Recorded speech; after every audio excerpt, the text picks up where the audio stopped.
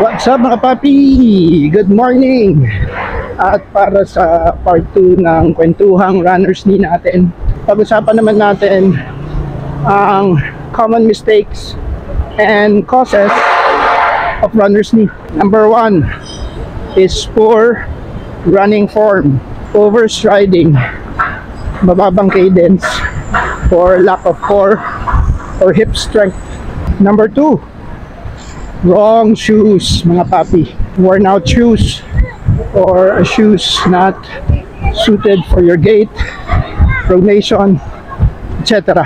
Number 3, sudden increase in load, yung bigla-bigla ka na lang nag-i-increase ng distance or intensity nang walang gradual build up.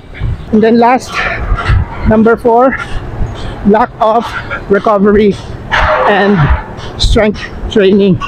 Sobrang importante ang strength training mga papi.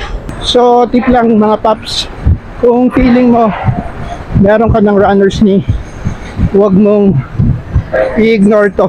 Sa next video natin, pag-usapan naman natin kung paano natin maiiwasan or mape-prevent ang runner's knee.